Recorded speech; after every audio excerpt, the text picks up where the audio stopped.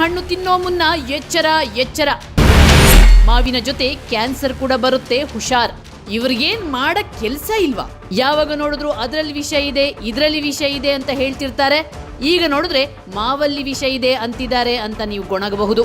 ಆದ್ರೆ ನಿಜ ಹೇಳೋದು ನಮ್ಮ ಪತ್ರಿಕಾ ಧರ್ಮ. ಜನರ ಆರೋಗ್ಯ ರಕ್ಷಣೆ ಹಾಗೂ ಅವರಲ್ಲಿ ಜಾಗೃತಿ ಮೂಡಿಸುವುದು ನಮ್ಮ ಕರ್ತವ್ಯ ಅಂತ ವಿಜಯ ಟೈಮ್ಸ್ ಭಾವಿಸಿದೆ. ಅದಕ್ಕಾಗಿಯೇ ನಾವು ಈ ವಿಷ ಆಹಾರ ಮಾಫಿಯಾ ಮಂದಿಯ ಬಣ್ಣ ಬಯಲು ಮಾಡುತ್ತಿದ್ದೇವೆ.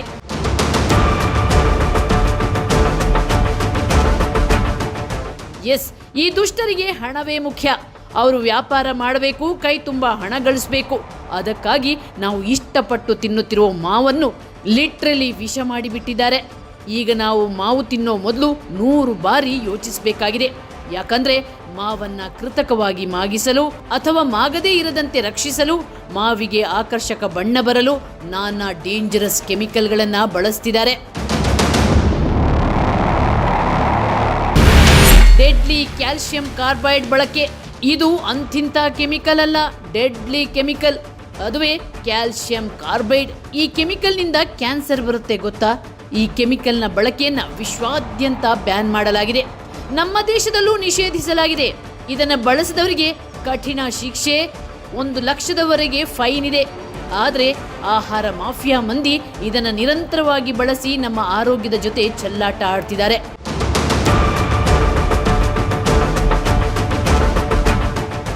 ಇದೊಂದೇ ಕೆಮಿಕಲ್ ಅಲ್ಲ, ಇದರ ಜೊತೆಗೆ ಎಥಿಲೀನ್, ಎಥೆಫಾನ್ ಎಂಬ ಕೆಮಿಕಲ್ ಅನ್ನು ಕೂಡ ಬಳಸ್ತಿದ್ದಾರೆ. ಸಾಮಾನ್ಯವಾಗಿ ಎಥಿಲೀನ್ ರಾಸಾಯನಿಕವನ್ನು ಟೊಮೆಟೊ, ಬಾಳೆ, ಪೇರಲೆ, ಸೇಬು, ಕಲ್ಲಂಗಡಿ, ನಿಂಬೆ, ಮಾವು, ಪಪ್ಪಾಯ, ಅನನಾಸನ್ನ ಮಾಗಿಸಲು ಬಳಸ್ತಾರೆ.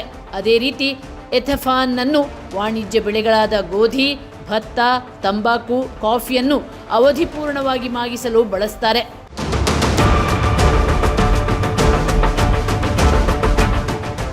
ಆದರೆ ಮಾವನ್ನ ಮಾಗಿಸಲು ಹೆಚ್ಚಾಗಿ ಬಳಸೋದೇ ಕ್ಯಾಲ್ಸಿಯಂ ಕಾರ್ಬೈಡ್ ಅನ್ನು. ಇದು ಅತಿ ಹೆಚ್ಚು ಪ್ರಮಾಣದ ಅಡ್ಡ ಪರಿಣಾಮವುಳ್ಳ ರಾಸಾಯನಿಕ. ಇದನ್ನ ಟೊಮೆಟೊ, ಬಾಳೆ, ಸೇಬು, ಕಲ್ಲಂಗಡಿ, ದ್ರಾಕ್ಷಿ, ಸೀತಾಫಲ, ಸಪೋಟ, ಮಾವು, ಅನಾನಸನ್ನು ಮಾಗಿಸಲು ಬಳಸ್ತಾರೆ. ನೆನಪಿರ್ಲಿ, ಕ್ಯಾಲ್ಸಿಯಂ ಕಾರ್ಬೈಡ್ ಬಳಸಿ ಮಾಗಿಸಿದ ಹಣ್ಣು ತಿಂದ್ರೆ ನಮ್ಮ ದೇಹಕ್ಕೆ ಪೌಷ್ಟಿಕಾಂಶ ಬದಲು ವಿಷವೇ ಸಿಗುತ್ತೆ. ಏನೆಲ್ಲ ಅನಾರೋಗ್ಯ ಕಾಡುತ್ತೆ? ಕ್ಯಾಲ್ಸಿಯಂ ಕಾರ್ಬೈಡ್ ಬಳಸಿ ಕೃತಕವಾಗಿ ಮಾಗಿಸಿದ ಹಣ್ಣು ಸೇವನೆಯಿಂದ ಸಾಮಾನ್ಯವಾಗಿ ಗಂಟಲ ಕೆರೆತ ಬರುತ್ತೆ.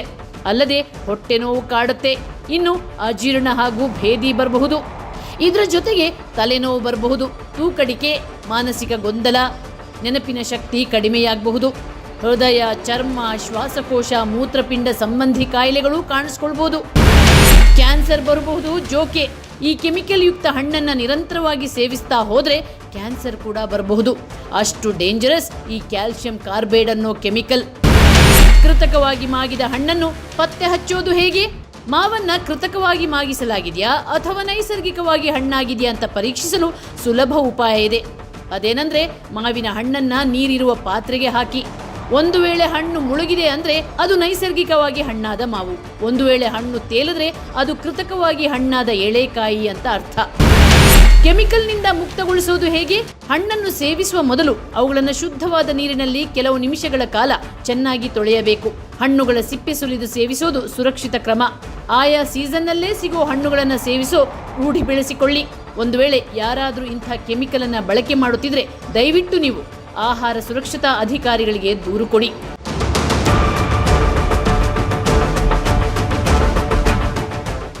ಆಹಾರ ಸುರಕ್ಷತಾ ಅಧಿಕಾರಿಗಳೇ, ದಯವಿಟ್ಟು ಇಂಥ ಮಾಫಿಯಾ ಬಗ್ಗೆ ಕಠಿಣ ಕ್ರಮ ಕೈಗೊಳ್ಳಿ. ಇಲ್ಲದಿದ್ರೆ ನಾಳೆ ನಿಮ್ಮ ಮಕ್ಕಳು ಈ ದುಷ್ಟರ ಕೃತ್ಯಕ್ಕೆ ಬಲಿಯಾಗಬೇಕಾದೀತು. ಜೋಕೆ. ಪ್ರೀತು ಮಹೇಂದರ್, ಹೆಲ್ತ್ ಬ್ಯೂರೋ, ವಿಜಯ ಟೈಮ್ಸ್. ನಿಮ್ಮ ನೆಚ್ಚಿನ ವಿಜಯ ಟೈಮ್ಸ್ ಆಪ್ ಇದೀಗ ಗೂಗಲ್ ಪ್ಲೇಸ್ಟೋರ್ನಲ್ಲೂ ಲಭ್ಯ.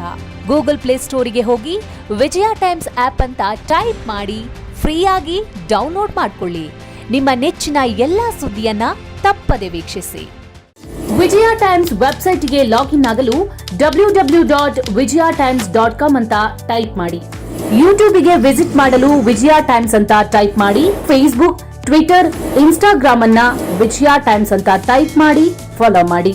ವಿಜಯ ಟೈಮ್ಸ್ ಅನ್ನ ಸಬ್ಸ್ಕ್ರೈಬ್ ಮಾಡಿ, ಲೈಕ್ ಮಾಡಿ, ಶೇರ್ ಮಾಡಿ, ಬೆಲ್ ಬಟನ್ ಅನ್ನ ಒತ್ತಿ.